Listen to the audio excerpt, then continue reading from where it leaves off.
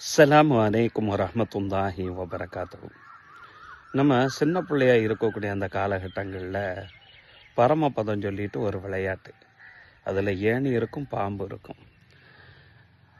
நம்ம தாயக்கட்டையை உருட்டுவோம். ஆனால் எதிராளியை ரொம்ப கவனமாக நம்ம கவனிச்சுட்டு அந்த விளையாட்டை விளையாண்டோம் சொன்னால் ஜெயிக்கிறதுக்கு ஓரளவுக்கு வாய்ப்புகள் உண்டு. எந்த சூழ்நிலையில் யார் ஏணியாக இருந்து நம்மளை உயர்த்தி விடுவாங்க, எந்த சூழ்நிலையில் நம்மளை பாம்பாக இருந்து கொத்தி கீழே தள்ளி விடுவாங்க என்பதெல்லாம் அந்த விளையாட்டினுடைய நேரத்தில் நம்ம உணர்ந்து கொள்ளலாம்.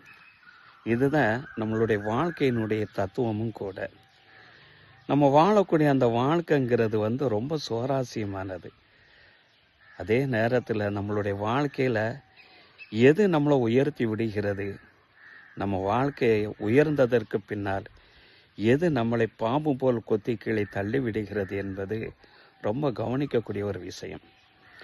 இதை நபிகள் நாயகம் ஸல்லல்லாஹு அலைஹி வஸல்லம் அவங்க அற்புதமாக ஒரு ஹதீஸில் நம்மளுக்கு இவ்வாறு சொல்லி தருவாங்க. நபி தோழர் அபூ சயீதில் குத்ரி ரலியல்லாஹு அன்ஹு அவர்கள் இந்த ஹதீஸ் அறிவிப்பாங்க. இந்த ஹதீஸு ஸஹீஹ் முஸ்லிமில் பதிவு செய்யப்பட்டிருக்கு. இன்ன துன்யா ஹுல்வத்துன் ஹலீரா. நம்ம வாழக்கூடிய இந்த உலகம் இருக்குது பாருங்க, ரொம்ப இனிமையானது, அதே நேரத்தில் ரொம்ப பசுமையானது. இன்னல்லாஹ முஸ்தஹ்லிஃபக்கும் ஃபீஹா. அப்படிப்பட்ட இனிமையான அந்த பசுமையான உலகத்தில் தான் அல்லாஹு தாலா உங்களை பிரதிநிதிகளாக அல்லாஹு தாலா படைச்சிருக்கிறான். எதுக்கு தெரியுமா? இப்போ எந்தொரு கைஃப தஅமலூன்.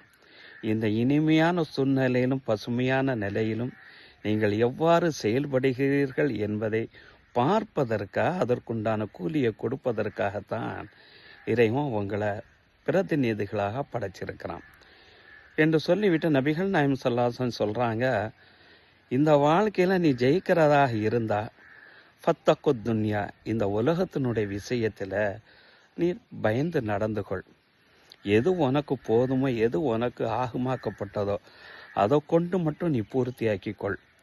வத்தக்குன் நிசா, பெண்களுடைய விஷயத்தில் நீ பயந்து நடந்து கொள் என்று நபிகள் நாயகம் ஸல்லல்லாஹு அலைஹி வஸல்லம் சொல்லிவிட்டு, உனக்கு முன்னுண்டான சமுதாய பனி இஸ்ரவேலர்களுடைய ஆரம்ப சோதனையே எங்கள் பெண்கள் விஷயம் மூலமாகத்தான் அவர்கள் வீழ்ந்தார்கள் என்ற ஒரு வரலாற்று உண்மையை நபி ஸல்லல்லாஹு அலைஹி வஸல்லம் சொல்லிவிட்டு, இந்த இரண்டில் இருந்தும் உனக்கு எது ஆகுமாக்கப்பட்டதோ அதை கொண்டு நீ பூர்த்தியாக்கினாலே போதும், நீ வாழ்க்கையில் ஏணி போல உயர்ந்து சொர்க்கத்தை அடையலாம், அல்லது பாம்பு போல இழுந்து நீ நரகத்துக்கு வீழலாம் என்பதை நபி அவர்கள் இந்த இடத்துல சொல்லி காட்டுவாங்க.